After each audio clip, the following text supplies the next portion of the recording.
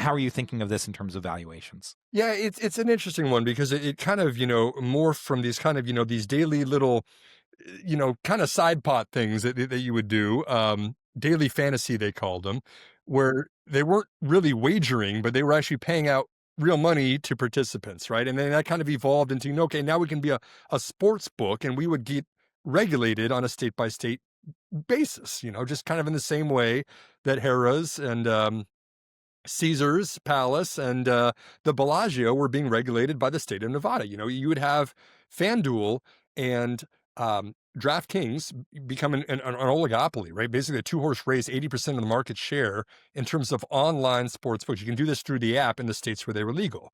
I could not in Texas because Texas did not allow online sports gambling. And so there was kind of this eternal struggle with the regulators and, like you said, the tax codes and how states wanted to regulate all these things. And they had to do it on a state-by-state basis, and it just was hard to scale, and that's why you had two at the top. And so DraftKings and FanDuel took the lion's share of the profits of what this industry was. And now this has completely flipped the scripts. You mentioned that prediction markets are a financial product. This is not an online wager that like you would be doing at a casino, and so it is regulated completely differently. This is now also taking out to step back on this. You used to be kind of gambling against the house, right? When I would go and I'd place a bet on how bad the Saints were going to lose this next game for football, my odds were created by DraftKings, and they would always kind of be in their favor, right? I didn't really know what the true odds were, but I wasn't getting 50-50 on all the bets. They were always keeping a little bit more.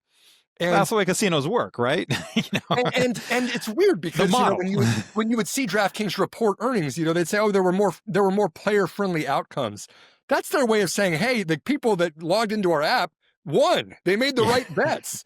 We didn't report as good of earnings because they won. Our users did good. Yeah. But it was strange. It was always kind of like this back and forth. And so prediction markets are just the opposite, where this is actually kind of a consensus where, it is people betting on one side of betting A versus betting B, and the true odds, somewhere can be anywhere between 0 and 100.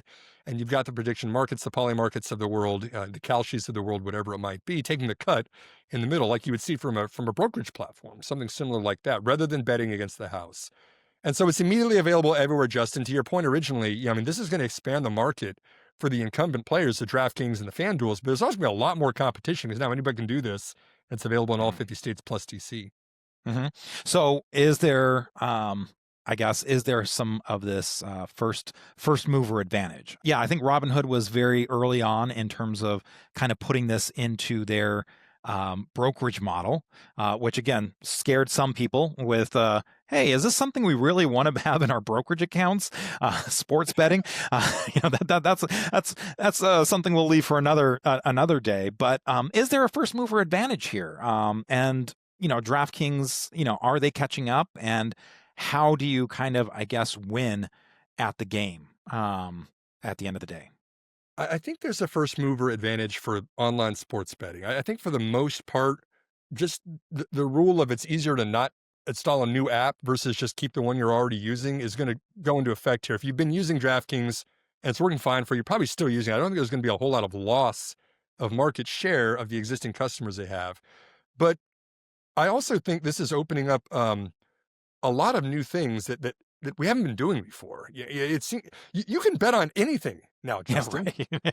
Yeah. Like, I'm not even kidding. Kalshi allowed you to bet on presidential election outcomes, and now it's got prediction markets. You can bet for how many times President Trump is going to say the word tariff in his public, speeches. You can bet on how many times we're going to say AI in this conversation. It's like, there is a consensus you can create for almost anything out there that people want to bet on.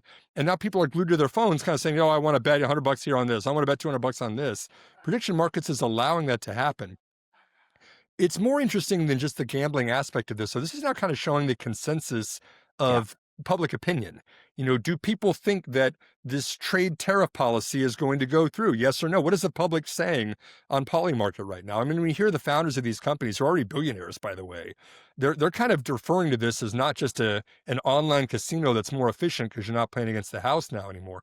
This is kind of like insight to how the American public feels about a variety of things. Yeah. Now, like with the most recent presidential election, I remember that there was kind of a lot of talk about this whale that was skewing some of that, right? You know, because again, it's an equilibrium thing. It's not the House saying, "Oh, here's where we're going to put the line." It's, "Oh, okay, we're coming up with this equilibrium in the poly markets from buying and selling and everything like that." Do you think that there's, I guess, what's some of that downside risk here on the poly markets? Is it, you know, um, areas for distortions or um, just those unintended consequences, I guess? Yeah, I mean, consumer financial protection is a hot thing, right? You don't want to go out there and let people bet on everything, and then all of a sudden nobody can pay their mortgage anymore because they gambled on everything that was not, wasn't regulated. They weren't actually making sure it was fair bets, and it was. There's certainly a regulatory piece of this, but again, these are financial products, so it is certainly easier to do things like this, and it's universally available. Maybe this isn't the right investment for everybody. Do you want to encourage more gambling at a national level? Is it good that people are now all of a sudden tied to their phones and making bets on everything all the time? I mean, maybe not. The markets are going to do their thing out there, but it's not a investment without risk. But I do think that companies like DraftKings, which were previously a little bit more isolated and siloed into the states where they're operating, Yeah. and then that even, had kind of its own risks. What kind of tax rates are they going to have to pay to the states, and are they going to raise those over time? I mean, that's kind of all um, a little bit less relevant now, as Hmm. these are financial products and universally available, and a little bit more clearer boundaries of what is and what isn't permitted. I think it's certainly interesting to see what's going to happen with this going forward. Yeah. No, it's a double whammy, right? As you said, it's regulatory easier and a market opening up for you with more states, and that combination. It's hard to see how it doesn't work out well Yeah, for and them. and it's ultimately scalable. I mean, talk about Yeah. operating leverage. I mean, you literally build the platform and you just let it loose. Mhm. Minimal reinvestment required for this. More volume, more rake that you take. Um, Incredible how quickly you can boost operating margins if you get the volumes on these platforms.